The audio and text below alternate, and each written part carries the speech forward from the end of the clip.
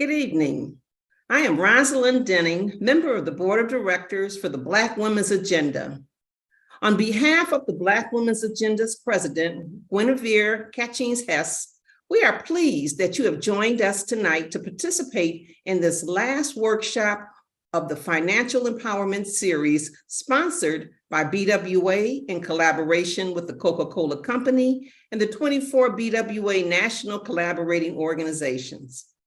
We will begin with a discussion led by Martin Booker, Manager of Financial Resilience Program, on the art of goal setting and budgeting, including essential skills, practical strategies, and expert guidance to take control of your finances and empower your future. Martin Booker is a member of AARP's Financial Resilience team. He's a program manager and has been leading financial education initiatives focused on Social Security, budgeting, and investing. Before joining AARP, Martin worked in the nonprofit sector where he developed a passion for helping people improve their money skills. He has a master's degree in social work from the University of Connecticut and earned a certificate in financial planning at Georgetown University. So now, let's hear from Martin. Rosalind, thank you so much for sharing, for that opening and just for bringing us into tonight. We are going to have a phenomenal conversation, an open conversation, and an engaged conversation around personal finance. I want everyone that's here tonight to have a conversation with me. We're gonna talk. We're gonna just share our experiences and just have a dynamic conversation around personal finance tonight. So be willing to use the chat because we're going to talk about all there is to talk about when it comes to our finances, and just anything that you have to share or that you want to share. I want to hear from you tonight. We're going to talk about a few things. We're going to talk about saving our money, what we need to do, how we save, the importance of saving, all of those things. We're gonna talk about that. But then we're also going to make sure that we talk about how to invest and grow our money. We know how important that is.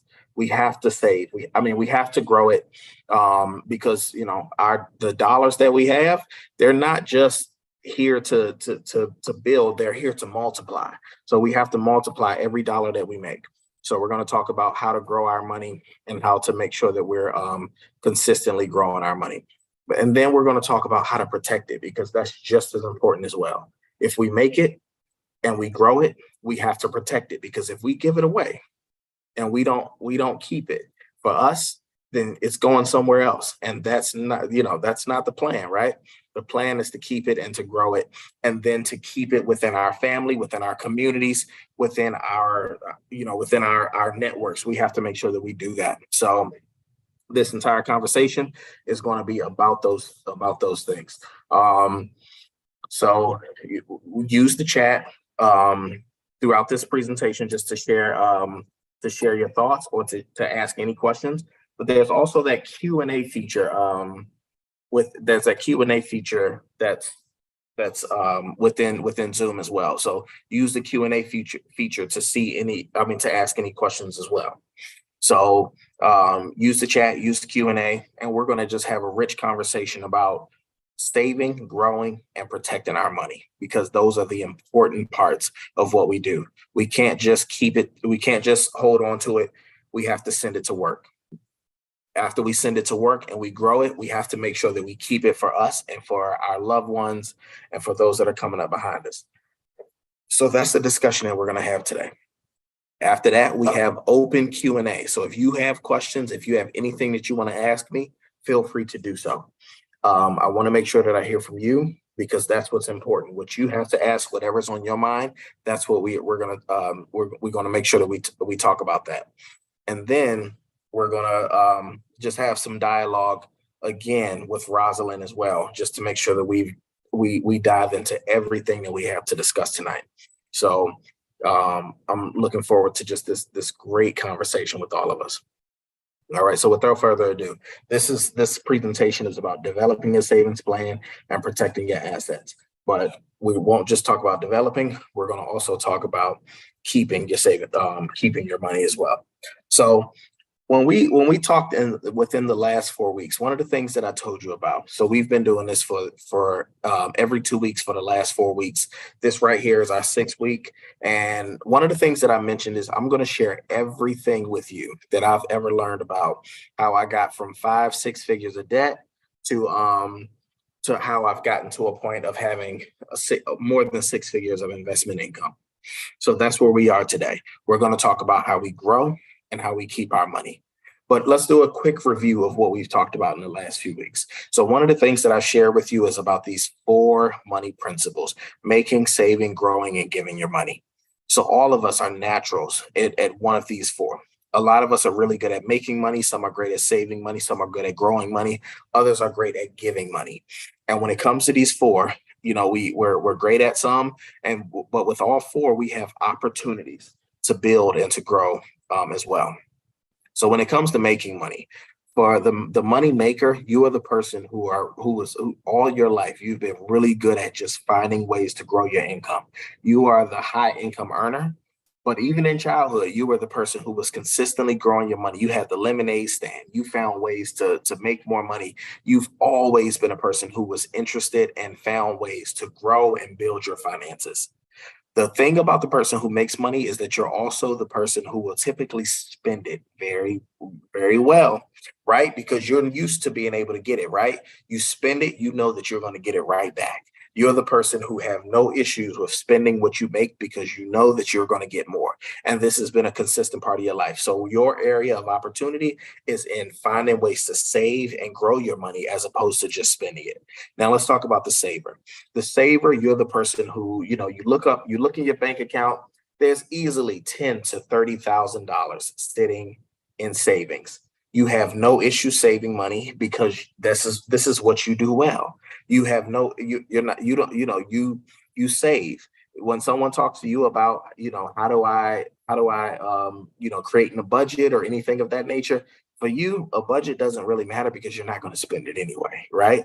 You save your money very well, and you don't, you're just not used to spending because you can you're fairly frugal, or that, hey, I need a safety net because there's no safety net other than what I save. And in that case, you hold on to your dollars. And now for the saver, while you're very good at saving, your area of opportunity is in growing your money, because what you tend to do is you save so well and you've watched every dollar grow in your bank account. But what you tend to not do is find ways to invest your money because you're not used to those risks. You won't take the risk because you've saved all of your money, right? So the idea of putting it into a space that might go down and then might go up again, that's something that's going to scare you. So you don't tend to grow your money well. So that's the area of opportunity for you. And what you're missing out on is what they call opportunity cost. So when it comes to, what's the opportunity of the money that you could possibly make from what you save 30,000, but it's only 30. It could be 50, it could be 60, it could be 80, but you're not willing to take the risk to see it grow. So for the saver, your area of opportunity is in growing your money. Now, for the grower, you're the person, that's me. I'm a person who I'll put every dollar in the stock market. I'll take the risk. I have no issues because I know that money has the opportunity to grow. So when it comes to growers, you see every dollar as an employee. If you're not sending it to work, you're wondering, what am I doing with this money, right? So for you, growing money is very important because you know that if I grow it, or if I put it to work, it has the opportunity to grow. Now, for us, we tend to put our money in the market. We're going to invest it. We're going to put it into real estate. We're putting it into something that could possibly grow. We're willing to take the risk, but where our area of opportunity is in saving. We tend to not keep an emergency fund because think 3 to 6 months worth, 3 to 6 months worth of all of your expenses sitting in a savings account. That right there, it's like the thought of that. It's just something that is like, it's not growing, it's not building, it's not doing a lot. It's very minimal growth. So we don't tend to leave that space for ourselves.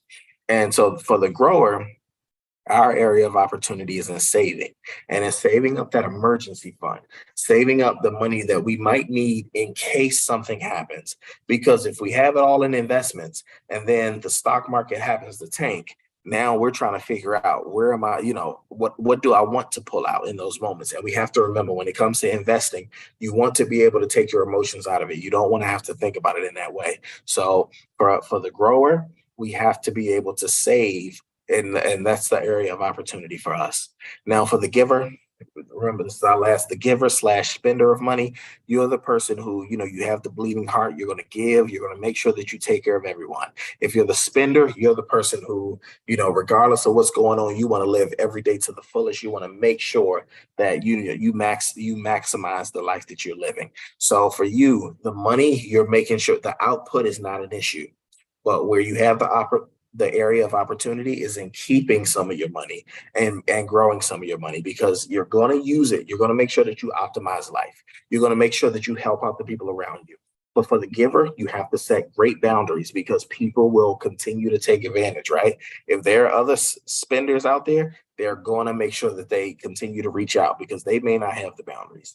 And then for the spender, you have to make sure that you set boundaries with yourself, because while you're optimizing life and while you're having such a good time, you have to make sure that you hold on to something, because you need something for the future, right? It's like we only live once, but we also live a long life, right? They always say, life is short, but then what if it's long? What if it does end up being a long life? If it is, we want to make sure that we have something to take care of that long life and to continue to live that long life. So for the giver, for the spender, we want to find ways to make sure that we save and that we grow our money, because we have a long life of giving. We have a long life of spending. So we have to have something there to continue to maximize that. All right. So now let's talk about what it looks like when we talk about growing our money. This is a very important space for us, right? We have to make sure that we're doing things that are healthy for us, that's making sure that we continue to live a life that's thriving, and we our money has to outlive us, right? Because we want to make sure that we have something to pass down, but then we also want to make sure that we have something to outlive us, so that we continue to have money to spend. And that's really important. So I want to show you just in a quick chart over a few years that have now passed, but I want you to see kind of what it looks like when we talk about our finances and how that works for us. So there's what we consider inflation rates, and then there's investment rates. Let me break those two down for you. So when we think about inflation, what we're talking about is, how much things cost, how much things have grown. We've all seen the sign of the 10-cent hamburger, right?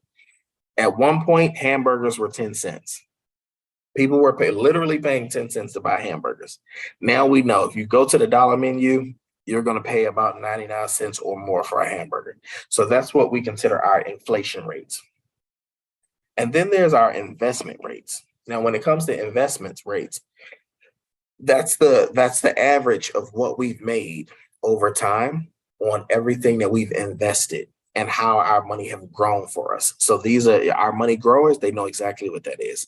Now, for some of us, we may have never invested our money a day of our life. So that's okay, because after this presentation, you are going to be ready to start. You're going to take that leap, because you have to send your money to work. You go to work every day. Now it's time for your money to go to work as well. And that money's going to go to work for you while you're at work, and you're not going to do a thing but allow it to go to work. You're not working any harder. So what's an investment rate? An investment rate is an average investment rate is what, and this is based on the S&P 500, which is the 500 top stocks of in the US. And what's happened with these stocks is it's going to show us how much they've returned on average over the time span of a year. So if you look at this, inflation, and this is, these are a few years that have passed. The last few years have been a little wonky, right? Like we've had a lot of ups and downs based on the pandemic and all these things that happened. So I'm going to show you 3 years that have been fairly stable. I'm going to say fairly stable. So, and then the years to come, that's something that you can look into as well. But these are 3 good years to look at. So in 2018, we see the inflation. How much has things become more expensive? That's how you can look at inflation. It's gone up 2.44%. So, the price of cheese, and cheese is a very specific thing, but overall, of all the items that you purchase, all the goods and services, well, let's say, it's gone up 2.44%. And now investment rates went down in 2018, 4.38%. And that's fine that it went down that 1 year. So one of the things I'm going to share with you, because I'm very much pro investing, and I'm going to share some things about investing overall throughout this presentation. When it comes to investments, there has never been more than 2 down years within the last 2 decades. So over the last 2 decades, and it actually goes further than that, but within the last 2 decades, there's never been more than 2 negative years in a row. So you see this negative 48%, 4.38%. That's fine. That was a bad year. It didn't work out in our favor as an investor. But then look at 2019 and look at it. Look at what happened. 31.49% was the annual rate of return on investments within the S&P 500. And inflation, remember, this is how much more expensive things have become. It only went up 1.81%. So let me tell you what that means for you. If you were someone who's growing your money, and if you're someone who put your money into the stock market, what this means is that your money grew 31.49%, especially if it was invested in something that was 100% only in the S&P 500, 31.49%, while inflation only went up 1.81%. So you're here, while inflation only went here, and you saw your money grow in a significant way over inflation, right? So that's the type of thing that we want to pay attention to, right? So because everything becomes more expensive, but the thing that we have to think about is, am I growing my money at the rate or above the rate in which things become more expensive over time? And if you are, then guess what? You're winning. Your money's growing more so than the rate in which things are becoming more expensive. Then we look at 2021. It went up 1.23%. I'm sorry, 2020, 1.23%.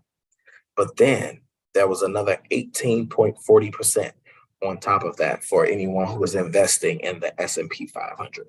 So again, look at the staggering difference: 18.40%, 1.23%. So while they're inching slowly, you are literally taking miles and miles with the money that you're growing. So that same $1,000, the growth versus when it was invested versus what you spent day to day was significantly different between the amount you spent versus the amount that you made.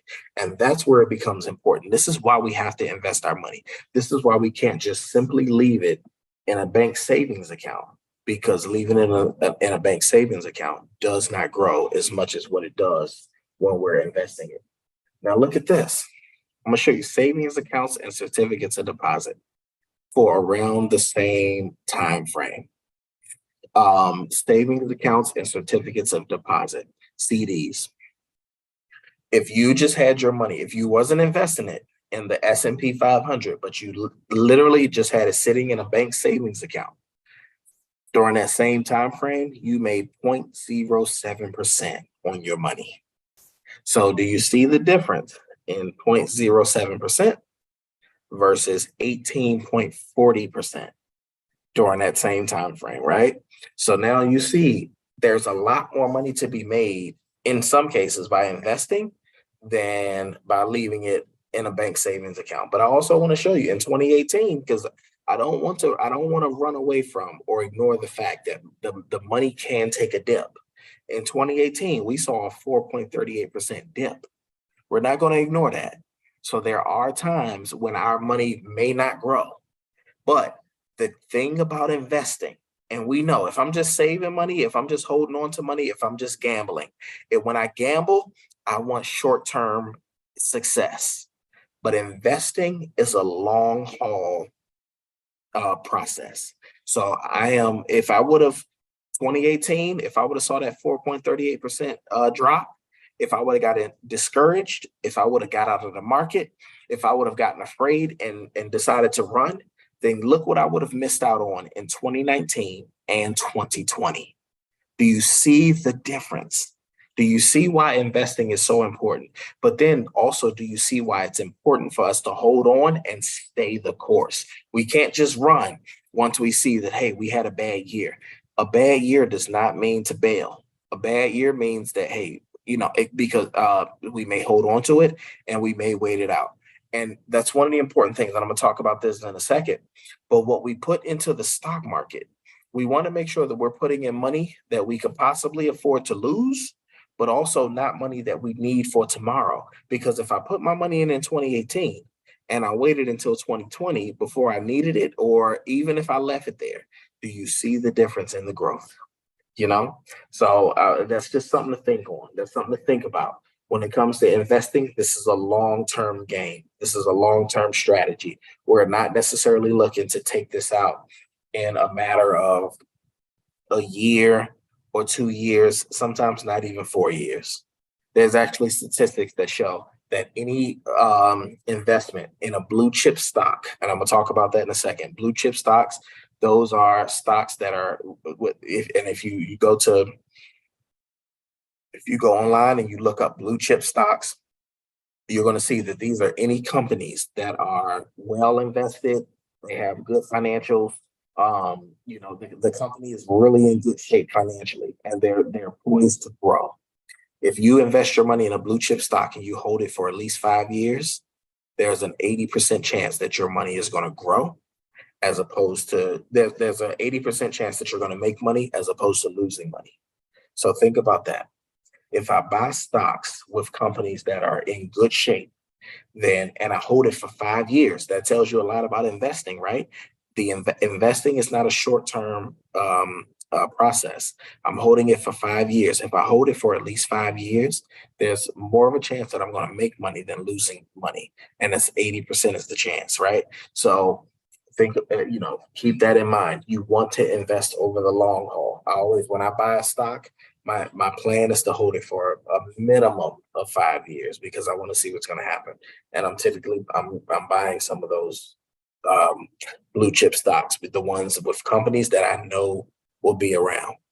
And you can just look that up. You can just look up blue chip stocks and they'll explain that for you.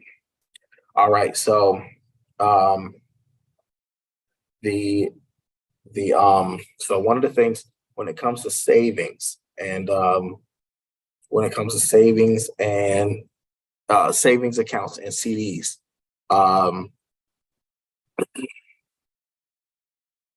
when it comes to savings accounts and certificates of deposit, this is what I was saying about the time frame and the returns. As you saw the investment time frame. So now when it comes to the savings rates of certificates of deposit, it's very much very, very much lower than if you were to invest your money. So you want to make sure that you're considering, these types of things like, do I invest versus savings versus buying a CD? So CDs, right now, CDs, the rates are a little higher.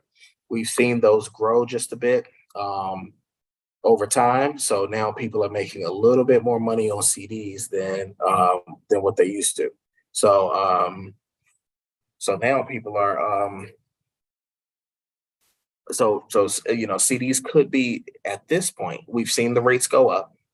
So it could be a better investment than it was a few years ago. So in that case, if you want to invest, if you wanted to put your money into a CD because it's higher than your bank savings account, then that is a possibility. But the main thing that you want to do is just do your research. Is the CD, the certificate of deposit, gonna make me more money than is the CD going to make me more money than my regular bank savings account? And so what you want to do, so let's say you have some money, you sold a house, you got some windfall of cash, anything along those lines, and you have that money sitting and it's waiting, you could decide, like, what do I do with these funds? So if you're in that position and you have like a significant amount of money sitting in a bank savings account, then one of the things that you can do is you can go and look at the rates of other savings accounts. and other investments. And with those investments, you can decide, hey, do I keep my money in this account, or do I go with an account that's going to make me more money? And what you're looking at is what's called the annual percentage yield. So that's the APY. So when you look at an APY, this one, it says savings rate 0.07. Then you look at a certificate of deposit 0.15. Now certificates of deposits are up to 3%, 4%, 5%. So if you decided that, hey, I want to use the certificate of deposit, then that's a possibility. And if you decide that you want to use that, you could take a chunk of money, let's say 5,000, 10,000, 1,000, whatever amount. You put it into that certificate of deposit for a 1 year time period, a 5 year time period, and you can decide if you want to grow your money in that way.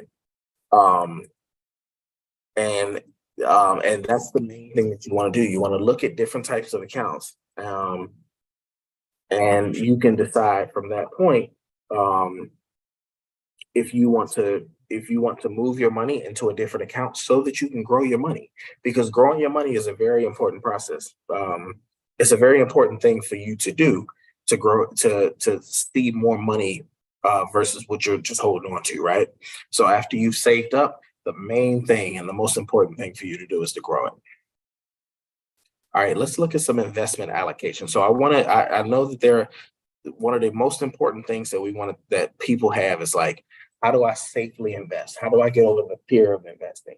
Um, what do I do when it comes to, like, safety, and making sure that I'm not losing my money? So I want to make sure that I point out one thing. When you invest your money, um, so one of the things that you have to think about is one of the things that you want to think about is like, hey, I will have to take some risk. But like we always hear it, right? No risk, no reward, right? Or you have to spend money to make money. These are some of the sayings that we've heard within our communities for years. These are very important things for us. And we have to, these are things that we have to think about. So when it comes to, like, make money, spending money to make money, or no risk, no reward, that means that we have to put our money in place. There's going to be some risk involved, but that means that, there could be higher gains or higher losses. So this is what this can look like. So let's think about some of our things, like let's think about like our 401k at work, right? So a lot of us have like a 401k or a 403b or a 457a. These are different, depending on what industry you're in, you see different number and letter combinations when it comes to investing and when it comes to saving money. So when it comes to that, one of the things that they're going to have you do is they're going to have you invest your money into the market. Well, first you can grow your money. And then one of the things that you can do is you can invest it. And you have to pick how aggressive you want your investments to be. So investment allocations, that's one of the important things to think about. So we have very conservative, we have moderate, and we have aggressive allocations. So this is what it looks like as far as the breakdown. And I'm explaining each of these categories for you. So when we think about bonds, so looking at that conservative allocation, it's 60% bonds, 15% cash, and 25% stocks. Let me explain what that means. So bonds, what are those? Bonds, that's a process. It's a fairly safe investment. So the idea behind a bond, it's like a reverse loan.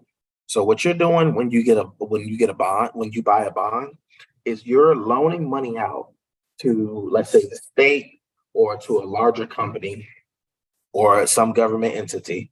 And when you loan that money, you are actually you're giving them the money and they're paying you interest so that you begin to make money on what you've loaned out to them. And in that case, it's a much safer investment, because anyone who's giving out a bond, in most cases, it's going to be a safer opportunity, because they can guarantee, they'll be able to more so guarantee that they can pay you out. So you want to keep that in mind. So when you think about investing in bonds, 60%, you're 60% in a very safe investment. And you got the opportunity to within your portfolio, to, for the most part, you can guarantee that around 60% of your investment is going to be safe. Then you got 15% in cash. Of course, we know cash is not invested at all. So that money that's sitting in cash, that 15% is very much a safe investment. That's even safer than the bond. And then 25% is in stocks. Stocks they can be a little more aggressive.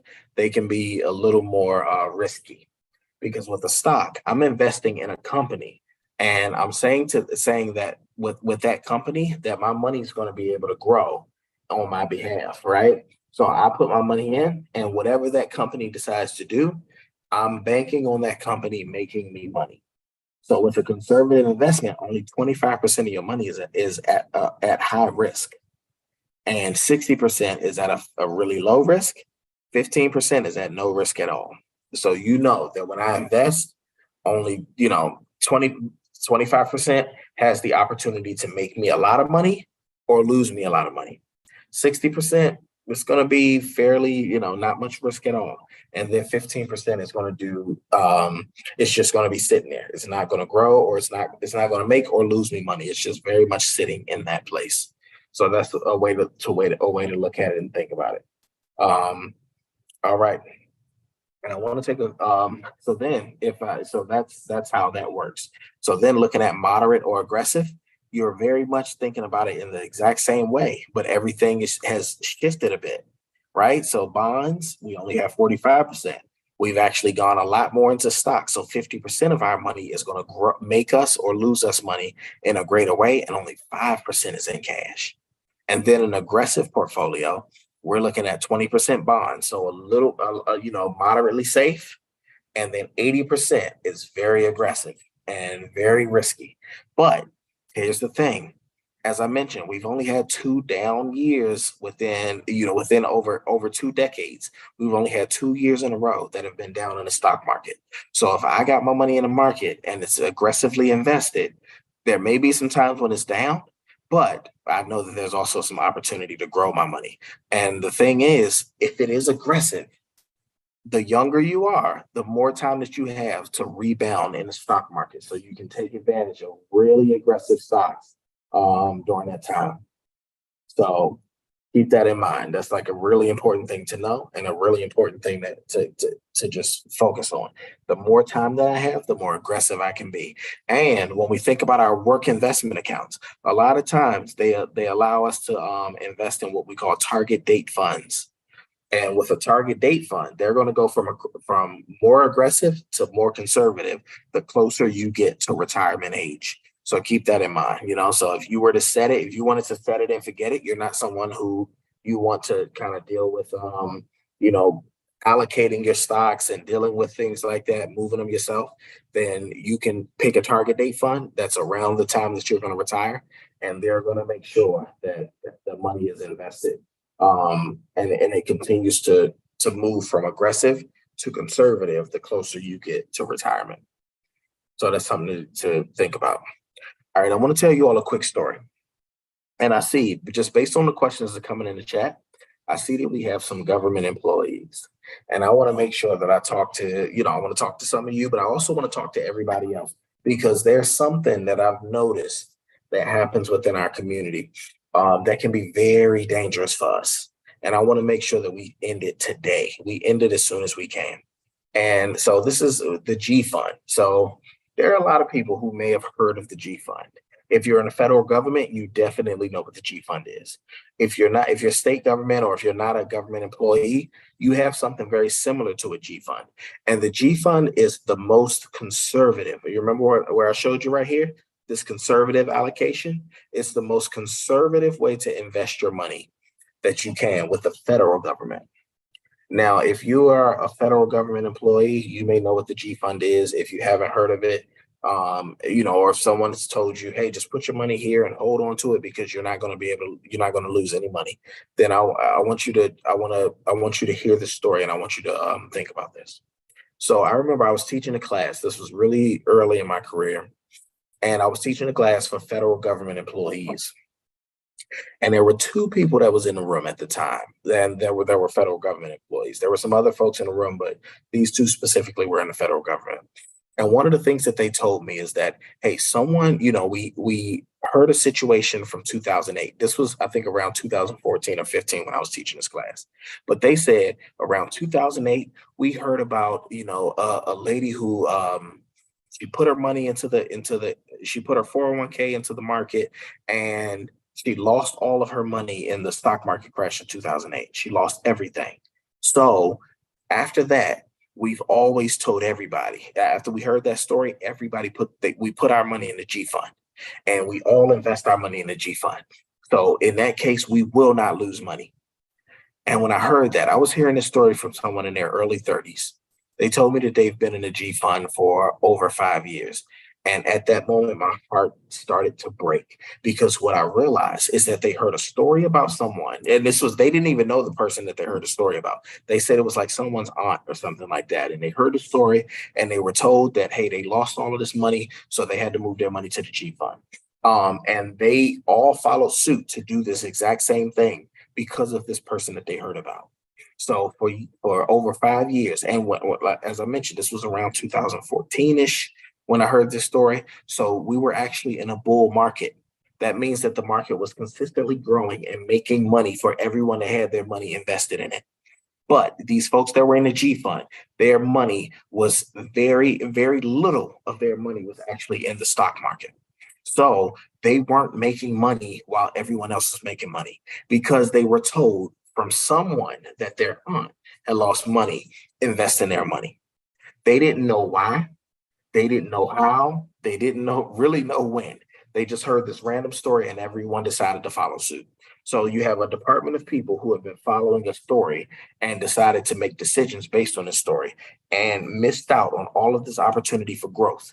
Remember, I've said we've only had two down years in a row. So 2008, if we were down that year and we were down 2009, 2010 started to soar. So we started going back up. And these folks decided that we're going to keep our money in the G fund because we heard a story about someone, and we don't know this person, but this is what we decided to all do because of it. And what I want to tell you is that you have to be careful of what you hear and how you operate based on what you hear. Because if you hear from someone, a lot of times, like we're making investment decisions based on people who told us that their cousin told us this story, and and it's like we're going to do what we heard because of someone's, some intuition of someone, or the story that someone told us. And I want to be clear: you want to talk to a financial professional. You have to talk to someone who's done this for years and who've been investing and focused on this for years, but also someone who knows your specific situation. Because if you're talking to someone who's telling you about what you're doing because the rest of the department's doing, you have to remember, you did not, the funds that you have, they're not connected to that department. And personal finance is very personal. We can't be in a position where we're making decisions that's based on what other people have done when we're not those people. Right. And when we don't have the same financial situation as other people, because, so like we want to be sure that the decisions that we make and that the things we do are based on ourselves, and it's based on proven facts and what we've done over time. Because if it's not, then, we've literally done things that may not be working in our best interest. And that's the important thing to do. So, yes, there's groups of people that will tell you things. There are groups of people who can share stories, but if they are not you, if they didn't grow up where you grew up, they didn't save money the way you saved it, they didn't spend money the way you saved it, if they don't have the same debt as you, if they haven't paid off their debt the same as you, then you have to talk to a professional who can work with you on your specific situation. And that is important. We have to make sure that we're having conversations with people about our specific situation, because personal finance is very much personal. So just keep that in mind. So if you're in a position where, your money's in the G fund, depending on your age, depending on your circumstance, then maybe that is a good decision for you. Maybe it's not. But you do want to make sure that you're not missing out on the opportunity to grow your money out of fear or out of anything else because you believe that you could possibly lose it all. we are very much, a lot of people, they operate on risk first, right? And we want to make sure that, our entire being and everything that we do isn't based on focusing on loss versus gain, right? So, we want to put it out there that we want to gain and we're open to gaining money. But if our entire focus is on what we might lose, then that can be a very dangerous and scary space. All right, let's talk about some common misconceptions when it comes to investing. So when we think about investing money, one of the first things you'll often hear is that investing is gambling. You'll hear people that'll say, "Oh, I'll take this gamble," or "I'll, invest on money, but it's gambling." There are a couple of very distinct things that makes that'll differentiate investing from gambling. One, let's talk about taxes. So if you invest money and you lose money, you actually have 3 years to write those losses off and actually on your taxes and use those as credits to write off your losses, right? So you can get money back when you write off your losses from investing. If you write off your losses from gambling, you will not get any. There's nothing that you get back in that case. So that is a big difference between investing and gambling. One can be written off as a loss, the other one cannot. But both you have to report as gains if you invest. The other thing, if you make money. The other thing, when you invest money, investing, you have to, if you hold your investment for over a year, it's considered long-term capital gains. And you pay less on your taxes than if you were to hold it for less than a year. With gambling, you write it off. There is no capital gains tax that you get from gambling. You're going to pay the full amount that you would pay, and that's considered a short-term capital gain. So investing and gambling, there are differences between the two. So you may look at one as a benefit, one as not, or you may look at both of them as the exact same model. They're not. Investing also, as I mentioned, you got an 80% chance of winning of having a gain as opposed to a loss if you put it into a blue chip stock. Those odds are not the same when it comes to gambling. So you can go to you go to the casino, you put some money up, you do not have an 80% chance of winning as you would if you were to hold on to an investment for that 5-year time frame. So that's just something to think about. So when it comes to those different types of ways to earn money, investing has a better chance than gambling in most cases. So that's the first misconception. Most people think that investing is gambling. All right, another one. If I need more income, I should just start investing. So here's the tricky thing. Most people, I've had people come to me and say, "Hey, look, I'm in a bind. I need to make more money. Can I start investing?" Investing, as I mentioned, it can be a long game. It can be a long haul. It's something that you want to work on over time. So when that's the case, if you have to work on it over time, then you want to make sure that if I'm going to invest, then I'm not doing it with a plan of necessarily spending this money tomorrow, right? If in that case, if you need money for tomorrow, you may want to take on a gig or you want to look for a part-time job. But in the meantime, you also want to still invest because that's going to be your money for the long haul. But investing is not necessarily something that we do for tomorrow. All right. So the other thing is a lot of people will tell you, you'll look and you'll say, all right, when the market starts to drop, I'm going to get out of the market. This is what we call herd mentality or herding. A lot of people, when they're herding, they're going to do what everyone else does. So the market starts to drop, I'm going to sell everything that I have. Now, I want to talk to you for any entrepreneurs in the building.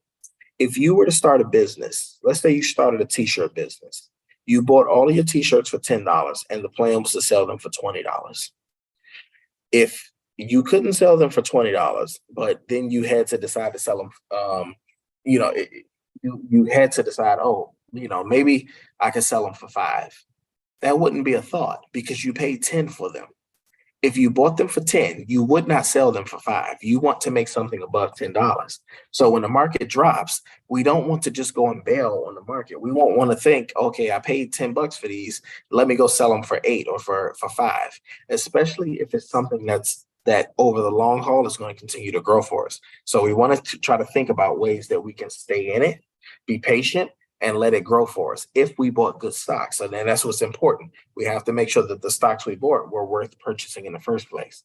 If we did it because it was a fad or because it was, it was popular at the time, then we may be in a position where it's like, oh, I have no choice but to sell for $8 or for $5 just so that I don't lose everything. But if we made sound decisions, then we weren't, we didn't buy anything that we have to sell. And I'll tell you, when investing becomes gambling is when you're purchasing things that you don't fully understand. All right, and then another one, when a stock is soaring, I'm going to buy it. Again, if I bought my shirts, so again, if I'm in a position where, something's just growing and it's growing significantly. If the price of shirts went up to $30 and then $40 and then $50, am I going to purchase them for 50, knowing that they might drop back down to 10 or they might drop down to 20? Not necessarily. I may want to wait it out because there's ebbs and flows when it comes to the stock market. I may be able to wait it out and not just necessarily buy something that isn't beneficial to me. So, just because something's growing in price doesn't mean that you have to purchase it at that moment. So you want to be careful not to just buy things. Another thing, I'll only buy stocks that are below $5 because they're affordable. So when it comes to things that are just affordable, we want to be careful to not just spend our money on what we can pay for, right? A lot of people get into the stock market and the first thing that they do is they'll buy a lot of things that are just really low cost. So it's like, okay, this, I can dabble and I can just put just a little bit. I only put $100 in and I'm gonna buy things that are $5 a piece. So one of the things to know is that most stocks that are under $5, there's a high chance that these are stocks that are kind of going into the penny stock section. But most stocks that are under $5 or $5 or under, they have a higher percentage of being with a company that happens to go bankrupt. So you want to be careful to not just buy things that just because they're cheap, right? So you want to be careful of that. And sometimes it's better to just wait, save up, and make a better investment into a more expensive company because it's a good company and there's value in that company. So keep that in mind as well. Now let's talk about retirement planning. And when it comes to retirement planning, one of the important things to know, I always like to say that we want to prepare for our last day of work every day that we're there. And last day of work can mean a lot of things. It can mean that we're laid off. It can mean that we quit, or it can mean that we're retiring. But we want to prepare for all of those days every day that we're at work, which means that we're saving up the money that we're making. We're maximizing our retirement accounts. We're doing the best job that we possibly can because we may come back as a contractor or anything else. So every day that we're there, we're positioning ourselves and preparing ourselves for the last day that we may ever work again. So one of the things to think about, and as you know, I'm here with AARP, we want to look at the AARP retirement calculator. It's a very important tool. It helps us to project what we're going to have in retirement. How much will we have? How much more might we need? And, will there be a shortfall at some point? These things can all be calculated. So we can look at all of these things. And if you don't want to use a calculator, you can use a financial planner and have them run the numbers for you. But you want to get a sense of, hey, how much have I saved up to date? And how much more might I need? Am I prepared to retire when I want to? Right. And you can put in your projected time for retirement.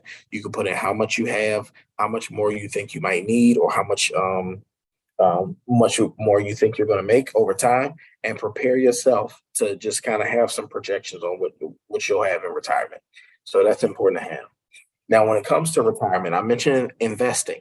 Most of us are investing in retirement, but we're investing in our our employer sponsored retirement plans. So if you have a workplace retirement plan, so here's a couple of them. If you have a 401k, 403b, as I mentioned, 457a, these types of accounts, we can set those up to invest, and we can either do target date funds or we can invest them. We can pick our allocations in different ways, but you want to make sure that money is being invested. Some of us might still have a traditional pension if our job offers that. But if not, and if we're, after we've maximized what we can do in our retirement savings, for some of us, we want to make sure that we're taking advantage of our workplace retirement accounts. So, our non-workplace retirement accounts. So we have opportunities to also save money through what's called an individual retirement account.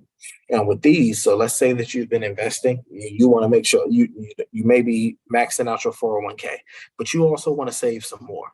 You can use an IRA to continue to save even more money towards retirement. And that's a good way to just continue to build up your retirement savings throughout your time of working. Here's the difference between the two. Your retirement savings through your workplace, they have very defined and very set ways that you can invest. They're going to have portfolios for you. With an IRA, you have opportunities to do some options trading. You have opportunities to pick your stocks and all types of things like that. So you have more of an opportunity. It's a little more flexible, but you may have a cap on the amounts you can put in. And it's not as high as you can put to your workplace savings. So depending on your goals and what you're trying to do, you may want to have both, and may want to invest in different ways. So keep that in mind. Some of the things that you want to do when it comes to your investing in your workplace.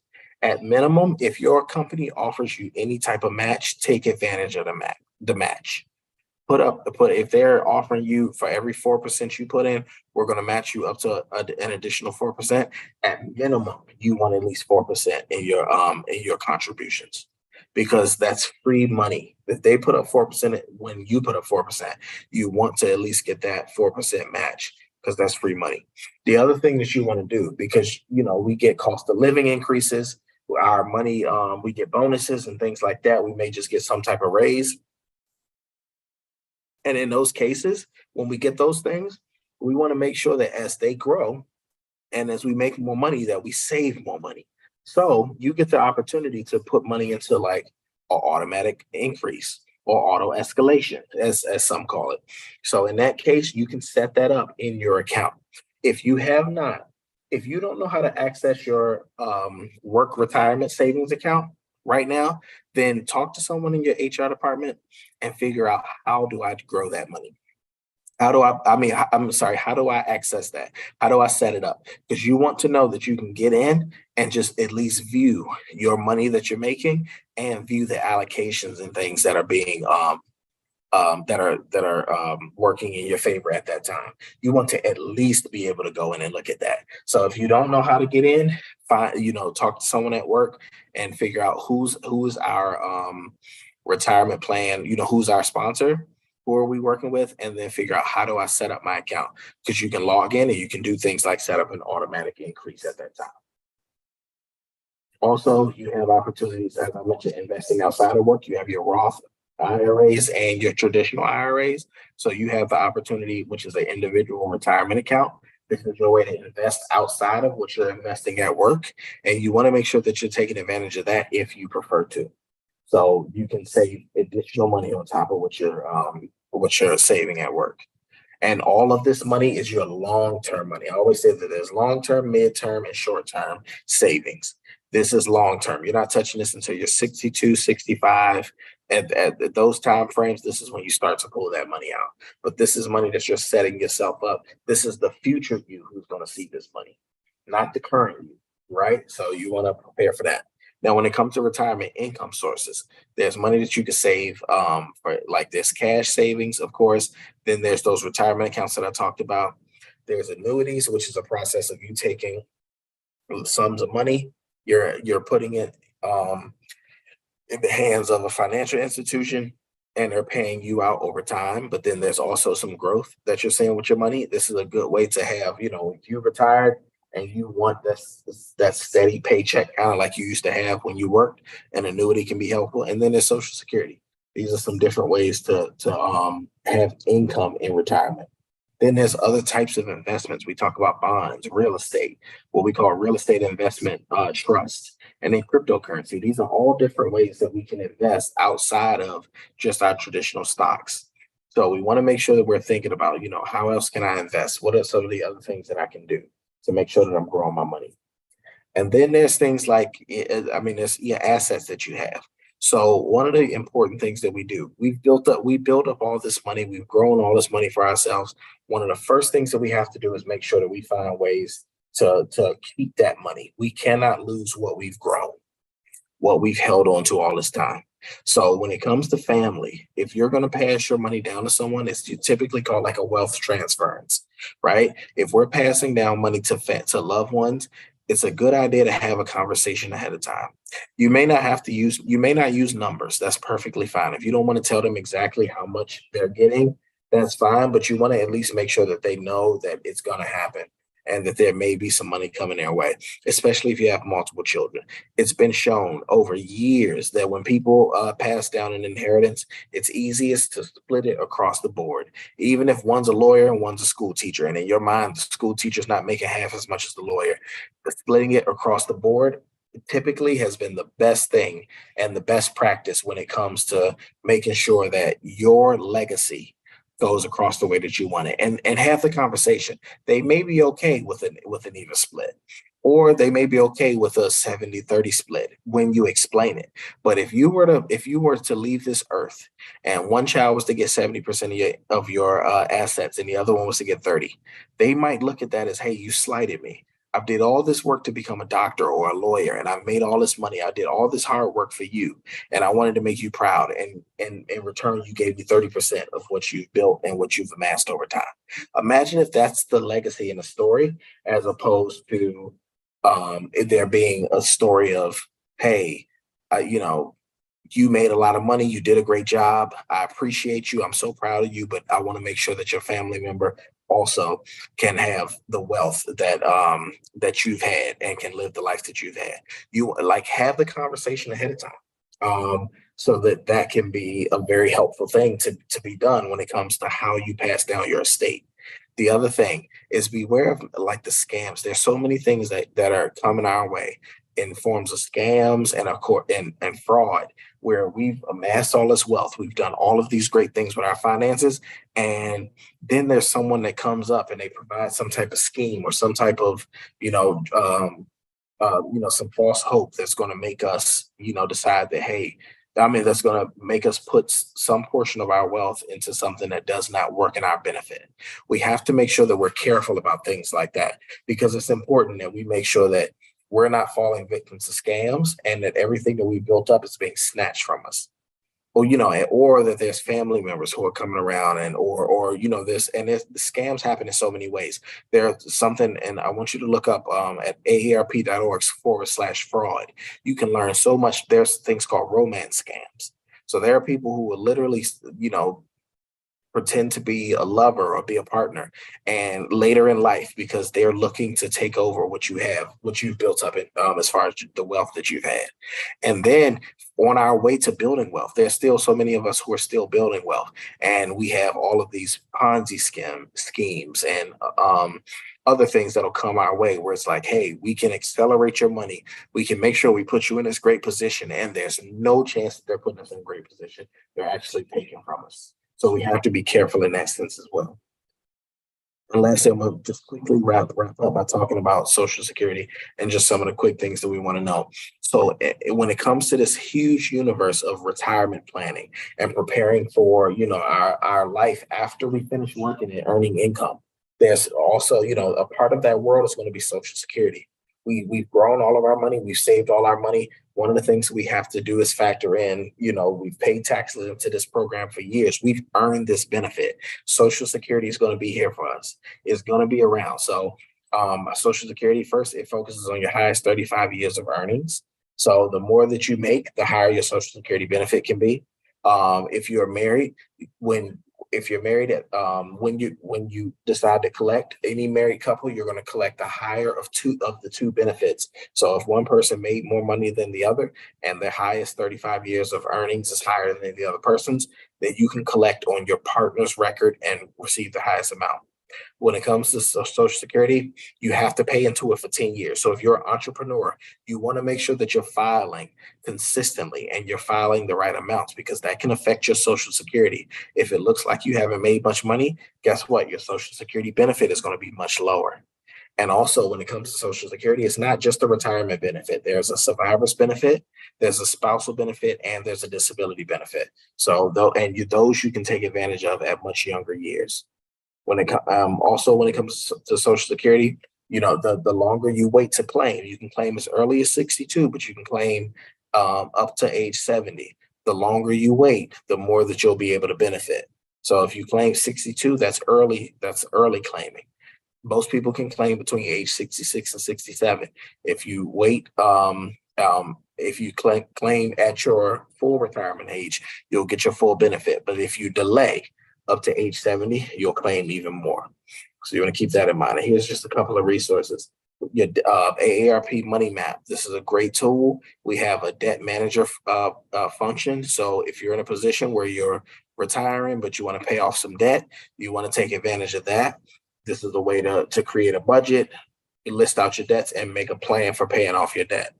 The other thing is interview an advisor. As I mentioned before, we definitely want to make sure that we're talking to someone who is working in our best interest and who's thinking about our financial situation specifically. So interview an advisor is a great way to do that. So you want to make sure that you take advantage of a tool like that in order to have someone look at your specifics when it comes to your finances. And then those are the two tools that I want to mention. And I'm going to pass it back over to Rosalind so that we can have another conversation and talk about do some questions and answers. So it's now time for us to dive into questions. I see that there's a lot of questions in the chat too, so we're going to make sure that we answer those as well. Well, Martin, thank you again for the invaluable information you have provided to us these 3 workshop sessions. As our financial guru, we have just a few questions for you. My first question is 3 parts. How did you begin in the financial arena? Is that a passion for you? And what led you to financial empowerment work as a career path? That's a great question. Thanks for asking me that, Rosalind. So for me, I got into this space. I went to school for social work. I wanted to be this social worker. I wanted to change the world. I wanted to do all this great work in the community. And, as I went down that path, the more and more that I saw it, I realized that the answer to help, one of the answers to helping our community, building our people, our families, and building up individuals is in personal finance. When our money is in order, I always say there's like songs that they'll say you got my mind right, I got my money right, and we're ready for war. And I always look at it as like money is an important part of that, right? If I get first they said mind, then money. And as a social worker, I understand that we have to have our inner core, our inner values, all these things about us, we have to get those in order. And then when we have our finances in order, we are ready to be one of the most powerful people in this world. So, if we get some of these things in order, we manage our finances, then we change our lives, then we change the lives of our family, and then we continue to change the lives of our community. So this is my form of social work. This is what I do to help and better our community. Great. Well, what was the financial turning point for you on your financial journey? Oh, that's a good one. For me, it was at that point when I realized that it was a point when I was it was dealing with debt. I saw that there was this point where I was making more money than I've ever made, but I watched all of that money go towards paying off debt from things that I paid for in the past, right? So it was trips that I've taken, it was clothes that I've bought, it was things that I just decided to spend money on.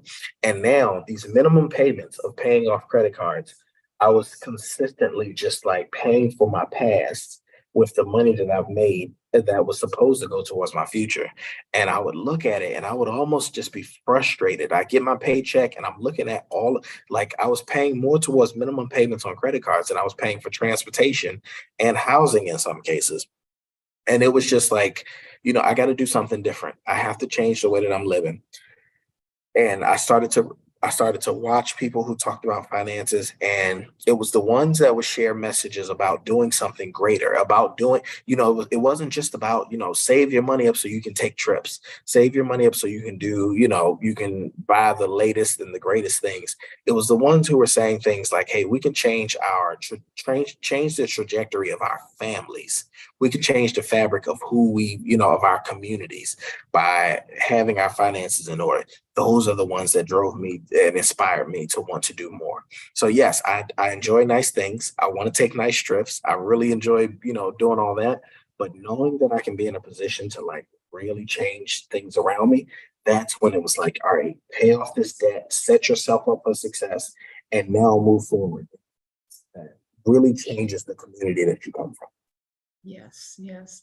Well, as I said, you have provided us with so much information that we can use to empower ourselves financially. Here, we've learned financial empowerment is financial freedom. What is the one piece of advice that you would give to the Generation Zs to empower themselves financially? Yeah, for Generation Z, what I would say to them is, so early and often, start now. You have time. You have more time than the people ahead of you. You have more time than your parents. You have more time than your aunts. You have more time than your uncles. So if you were to start now, you have the head start to set yourself up for financial freedom earlier than anyone else. So take advantage. And while you're in a position where so with Gen Z, they're in a position to make money faster than any other generation, but they're also in a position to spend money faster than any other generation, right? Because everything you can put on a payment plan, but then you can also go and drive, or do a gig job tomorrow and make a little bit of extra money. Make more than you spend and continue to pay into your future and hold on to it. Do not get caught up in the whole idea that if I make it now, I can spend it because I can always make it again. Keep it, hold it, and grow it because you're going to set yourself up for success. What would you say to the millennials and to the boomers? Yes. Okay, good. So millennials and boomers, you have less time than Gen Z. That's okay. That's perfectly fine that you have less time, but also you have to remember you also want to retire, you want to rest, you want to help out the community in a way that you may not have seen done. So you have to put in the extra effort and you have to work hard now, right? You have to save, you have to do something a little different than someone who has a little more time than you. And if you're in a position where you may look up and you may not feel like you're prepared or that you can do all that you want to do, that you're in a position where it's like, hey, I'm not where I want to be. That's okay. Most people. So here's a statistic. Actually, the 86% of people do not feel like they're retirement ready. But I've done one-on-ones with people. I've run the numbers, and there are more people who are retirement ready who think that they're not than that they think that they're not retirement ready, but they are. So have the work done. Meet with someone. Find out exactly where you are. I always say, like, you walk into a mall. The first thing you're going to do if you're trying to find a store and you don't know where it is you're going to go to the map. And the map, the first thing they're going to show you is this is where you are. And then you find the store that you want to go to, and they're going to show you how to get there. So right now, we all have to figure out where we are. So go talk to a professional, go and sit with someone who can say, this is where you are. You might be more prepared than you thought you were, or you might be further behind than you thought you were. But what's most important is knowing, because then you can take action to getting to where you want to be. So for millennials and Gen X, find out where you are and then do the work to get to where you need to be. Okay. Well, I know that we have several people in the chat who have questions for you. So I'm going to turn it back over to you for the question and answer in the chat. Thank you. Thank you so much, Rosalind. I appreciate it. Thanks for those questions. And so now when we look at that, so I want to answer some questions. I see one, how do I get over the fear of losing money while investing? So one of the first things that I'm going to say is that remember that investing is a long-term process. That's one of the first things you have to think about. Here's a couple of things that I've done when it comes to investing and thinking about losing money or the time that it takes. One of the practical things that you can do is not look once you invest, do not look at it consistently. Because if you continue to look at it, you're going to scare yourself. And it is a very scary process. The first investment I ever made was in Build-A-Bear. I was 18 years old. I bought the stock for Build-A-Bear. And the day I bought it, every day I showed up to work, I would log in and look at that stock. And I would just scare myself when I would see what that stock would do, when it would go up, then go down, and go up, then go down. And then the next stock that I bought was Facebook. It was when Facebook first went public. That I believe it was $21 or $24 a share. It went down to about $18 or so per share. Now, when it went down to 18, I got scared and I sold half of the shares. If you go look right now, I believe Meta, which is what Facebook has become, is over $300 a share. Imagine if I did not look at those shares. I wasn't afraid and I wasn't selling my shares. Imagine how much money I would have right now if I would have just stuck with it. $24 a share. I bought 10 at the time, $240. Imagine if I waited until those $24 a share, that $240 became over $300 a share right now because I didn't look at it. That's one of the things. When you put it in, you wait, you have to put the time in. If you know you bought a good company, then you have to wait it out. So when it comes to the fear, one, don't look at it often. But the other thing is, if you're afraid to invest it, pass it over to an investment manager. Let someone do it for you, because it's your money. It's personal. It's a scary thing. It's emotional. So in those cases, sometimes you have to get out of the process in order to do it in a better way. So don't be afraid to give it to someone else if you can't do it yourself. Someone asks, how does the S&P compare to a thrift savings plan? So TSP, thrift savings plan, that is the government, that's a government plan that's for federal government employees. So those are two different, when you say compare, so it breaks down in two different ways. Your thrift savings plan is the vehicle in which you save your money. Under that, you can invest into the S&P 500. So the thrift savings is similar to your 401k, your 403b if you work in corporations or nonprofits. And within that, now you can invest in different ways. So they don't necessarily compare to each other. They work together. So the S&P is a way that you can invest within. The S&P is what you may invest in through your thrift savings plan. Next question, what are your thoughts on safe investment with floors like variable annuities that are supposed to protect your money, at least somewhat, against downturns? All right, so let's talk about safety within investments. All right, so when it comes to investing, there are investments that are safer and ones that are a lot more aggressive and a little more risky. So when it comes to safety, all right, so here's how we can look at it when we think about safety versus risk. If I decide to purchase an individual stock, let's use Apple, right? If I decide to buy Apple stock specifically, I'm buying that company. Now, depending on what that company does, my money can go up or it can go down. But I am very much beholden to that company because that's the stock I bought. Now, when I want safety, I can buy a variety of stocks, right? Or diversify. What we've always heard growing up is never put all of your eggs in one basket, right? So that's the idea of diversity. That is very much a saying that means diversify. Because if all of my eggs are in one basket and that basket disappears, then guess what? I've lost all my eggs. So if I want to diversify, I may decide to buy what's called an exchange traded fund or a mutual fund. So instead of me just buying Apple, I may buy a technology exchange traded fund, which is like a basket of stocks. So instead of just buying Apple, I bought Apple, Microsoft, Tesla, you name it, AT&T, right? Different technology companies, right? All in one.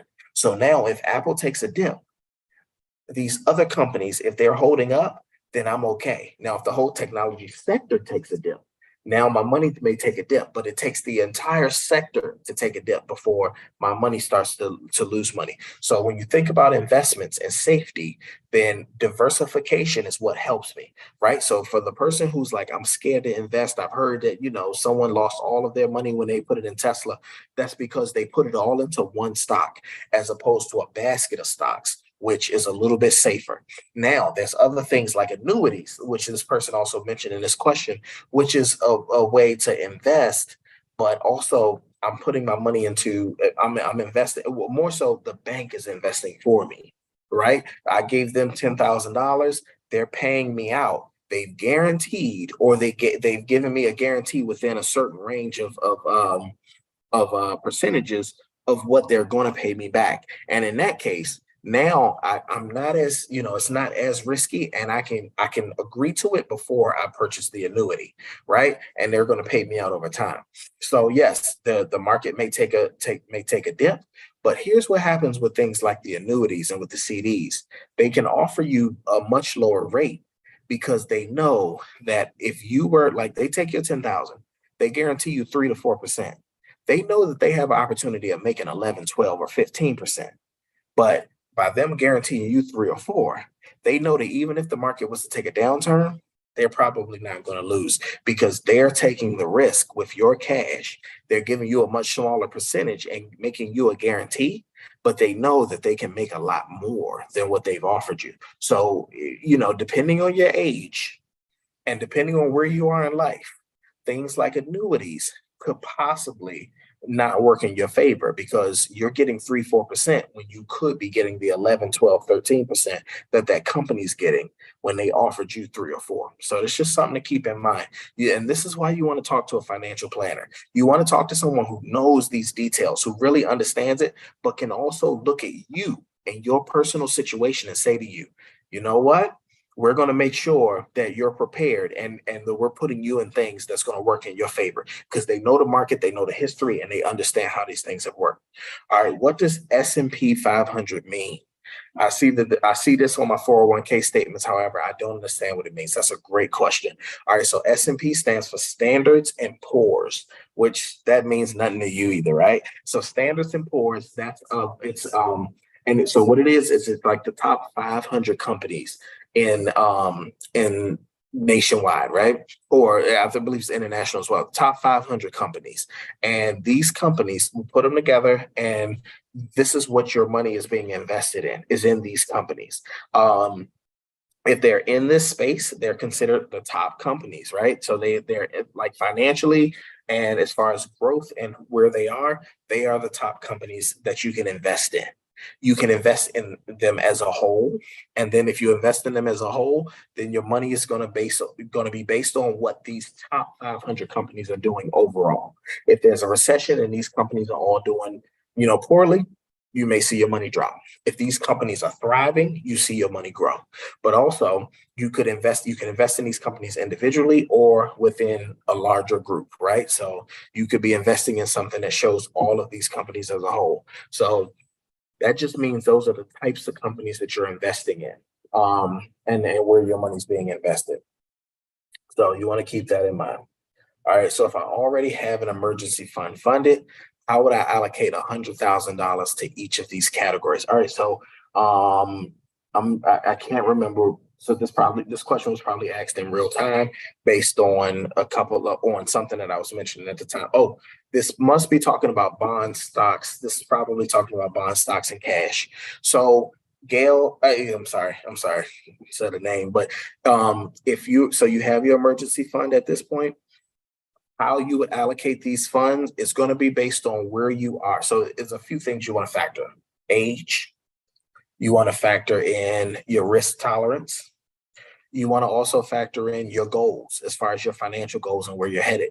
All of these things are going to matter when it comes to how you would invest $100,000 if you already had your emergency fund. So I can't give you the exact answer to that. That really is a talk to a financial planner because they're going to be able to help you. Risk tolerance matters. Time that you have matters.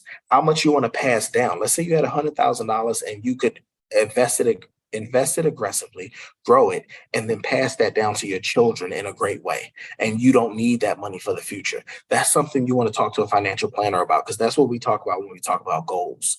It's like, how much do we want to pass down? How much do we want to give away? How much do we want to just spend down before we pass away in our lifetime? These are things that you want to talk to someone about and make sure that someone knows your situation and have heard about your situation when you have that conversation. All right, can you compare the difference in benefits between real estate acquisitions and financial investment strategies? Okay, so this question is a little complicated when we talk about like the benefits, real estate versus investments. So both, and so this becomes one of those situations where it's a matter of your goals and what you want to do in a big way, because Like I've had mentor and you can make money in all of these things. That's the thing. There's no one way to make money. I've had people that have told me, I have mentors who will tell me, don't invest in anything with toilets because they're very much like, there's work involved when it comes to investing in anything where you have to, fix it up, flip it versus investing. They're like, hey, put your money in the market and just wait it out. Let it grow, let it do what it's going to do. We know people who have invested in real estate that are millionaires. We know people who have done just straight investing that's millionaires. It just depends on what you want to do and the work that you want to do. The benefits are the different. Let's talk about some differences and benefits. Real estate, a lot of people like to use that for cash flow and fast cash flow, right? If I have a tenant and they're paying me monthly, I can look at that as cash flow and consistent cash flow. But I also have an asset that I could sell, over time if I choose to, or continue to use it. With investments, while I could still do cash flow because there are things like, I could have bonds or I could have other investments that tend to pay out. That's a possibility as well. So there is some cash flow, but I also have a lot more flexibility. I may be able to, I could sell a stock faster than I could possibly sell a piece of property, right? I have to find a buyer for the property, whereas like selling stock, I may be able to offload that quicker. So, there are benefits and differences between the two, but you have to decide, which strategy do I prefer and what do I want to do? All right, please expound on setting up an LLC and place multiple properties, then set up a second LLC to protect all financials, which is best to protect your assets, a living trust. All right. So LLCs, we know they're considered like a pass-through entity. So what we're saying when we talk about an LLC is a limited liability company. So we're talking about, and I won't go too deep into this because I'm a personal finance expert. I'm not a business finance expert, but I'll give you what I know. When it comes to an LLC versus, let's say, a corporation or being a sole proprietor, if I have an LLC, one of the things that I'm looking at, it's considered limited liability, and they call it that for a reason, because if it's limited liability, then if someone's trying to sue me specifically, they may not be able to because my company is involved. But when it is a LLC, they call it a pass-through entity because you file that on your personal taxes. So you want to make sure, and so it does protect you financially. So the business that you do, you provide a service or a product, you're protected as far as you can't be sued personally. But there are some, there's some nuance there, and you want to make sure that you're careful and and that you've kind of made sure that you pick the right designation for your business. Because just being protected from being sued is not the reason that you get in the business, right? You went into it because you were going to be a honest and great entrepreneur. And then we talk about things like someone mentioned trust, and that's going more into the estate planning and just making sure that we're setting ourselves up to have to pass our assets down well. All right, so someone mentioned estate planning plan. I'm reading the question, so I'm gonna pause for a quick second just to read this.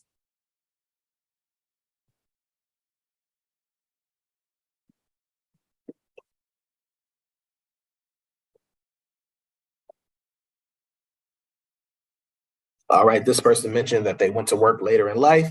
They're saving up and preparing for retirement, but they didn't have what they expected to have. How do they calculate on their own how to determine the best way to calculate and access what they'll need to do to retire comfortably?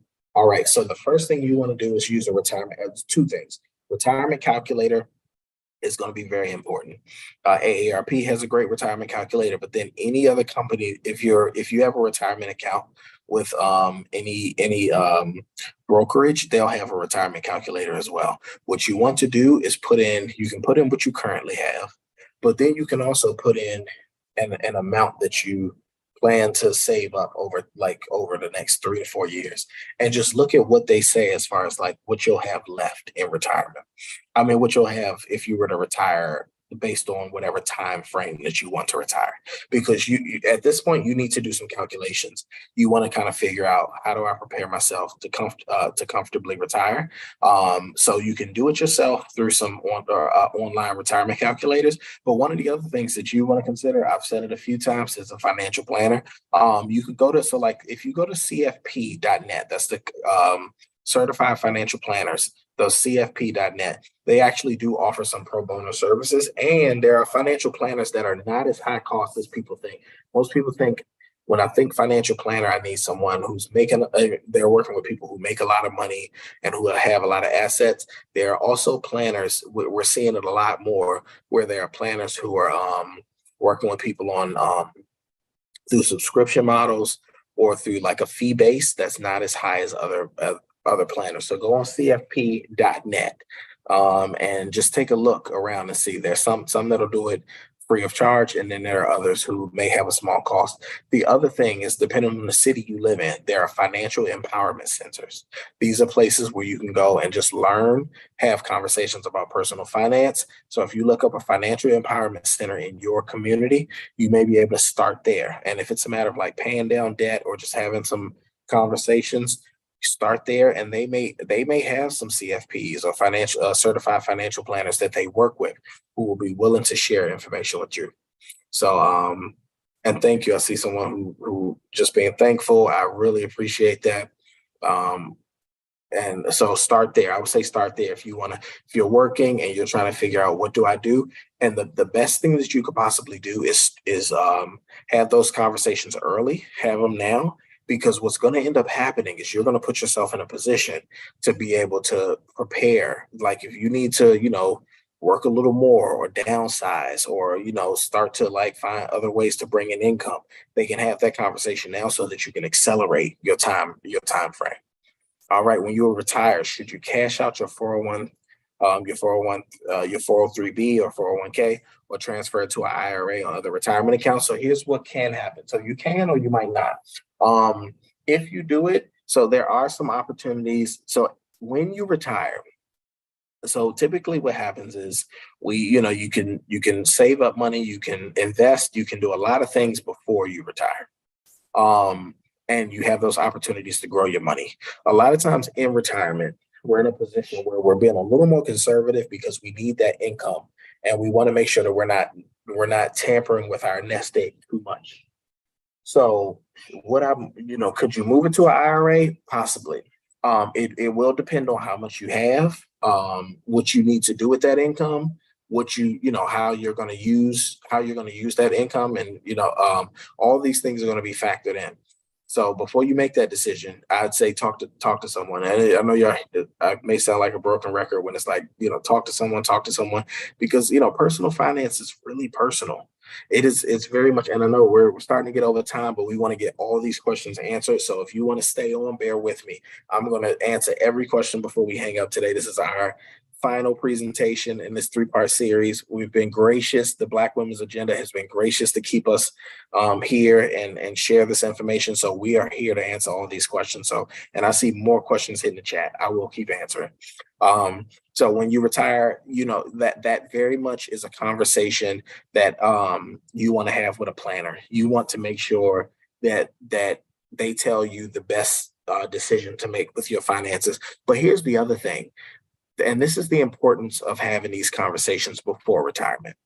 A lot of times, like some of us are investing completely in pre-taxed, where all of our investments are pre-taxed. None of them are post-tax investments. We have to remember our required minimum distributions are, and I actually have a question about this. RMD is required minimum distributions. That's the point where you have to take out money that you're saving up or that you're investing.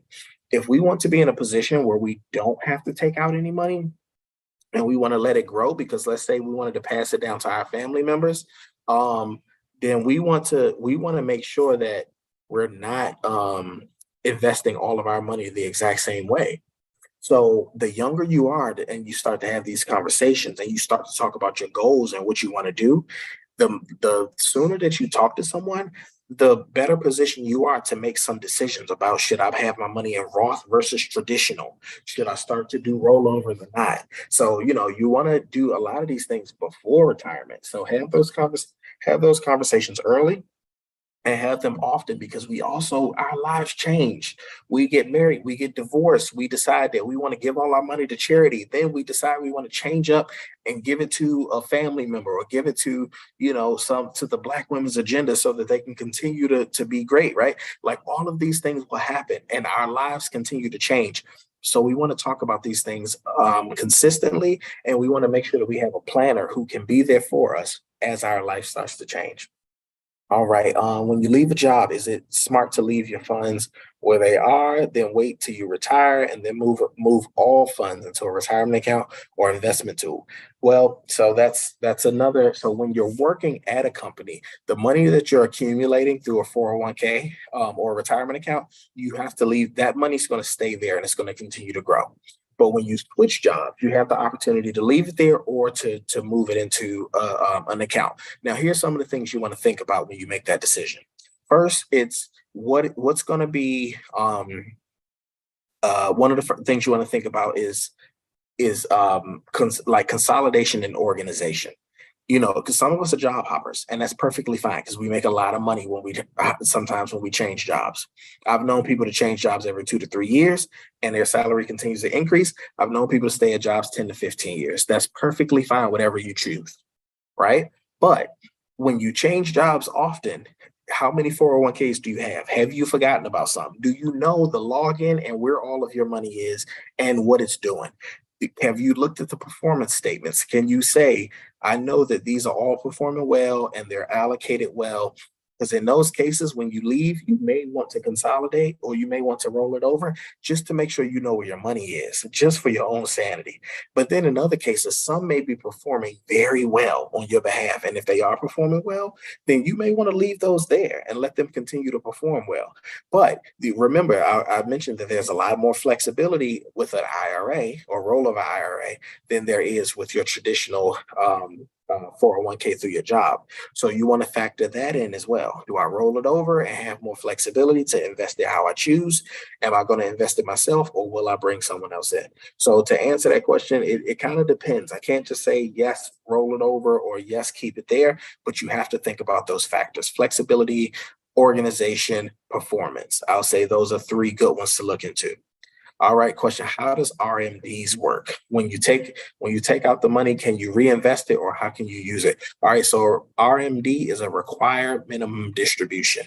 So what happens as of right now at the age 72, if you have money in a traditional IRA, that's money that has not been taxed at all, but it's been accumulating and growing on your behalf, then at that point, that money you have to take a required minimum distribution.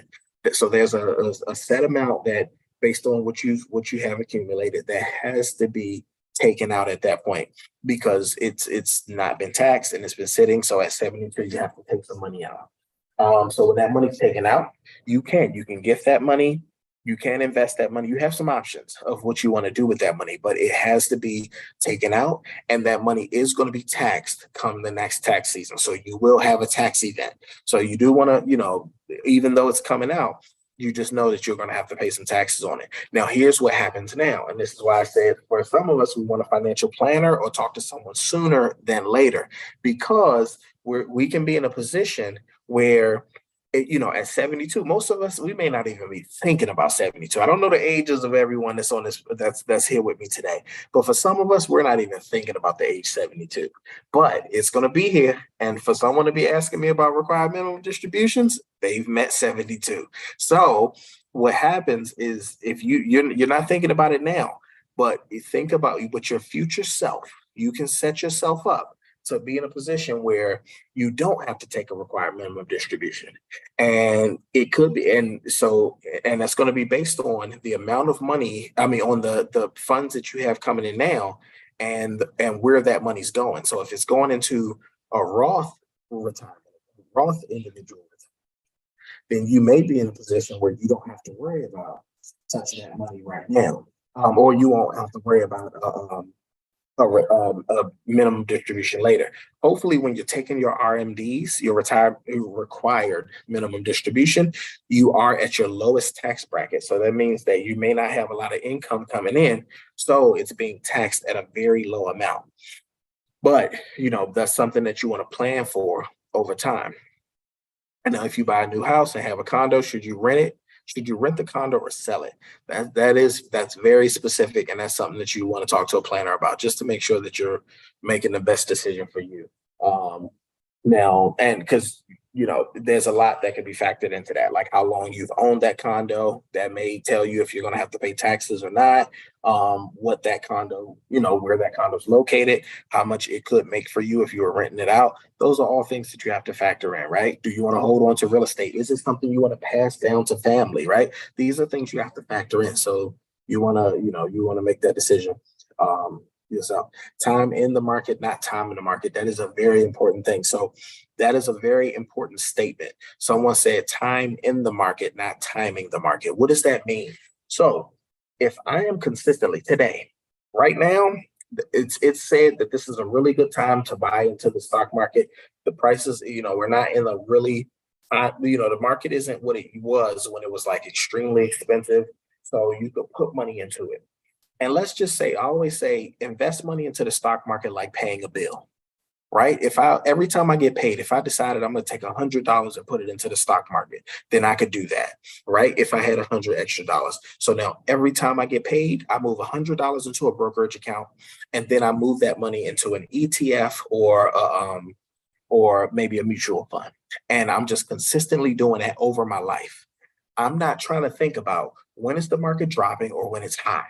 I'm just simply putting that money into the market nonstop. I want to keep putting it in and keep putting it in, and I'm never going to stop, because over my lifetime, the time that I spent in the market is way more important than me trying to figure out when it's going to be low or when it's going to be high and trying to make those decisions. So that's something to keep in mind. They say time in is more important than trying to figure out the timing of when it's high or low, because we have no crystal ball.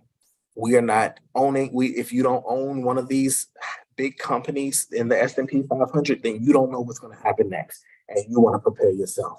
And these questions are still rolling, and I'm grateful. I appreciate y'all. The more that I see it, the happier I get. So let's keep going. We're going to keep talking about it. I'm here as long as you need me. Should we avoid financial advisors that are not fiduciaries? Oh, that is a good question. I'm excited about that question.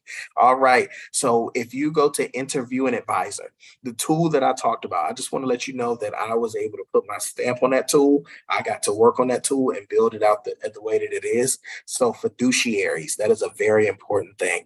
A fiduciary is someone that has to work in your best interest. This person is asking, should we avoid financial advisors that are not a fiduciary? I want to explain something.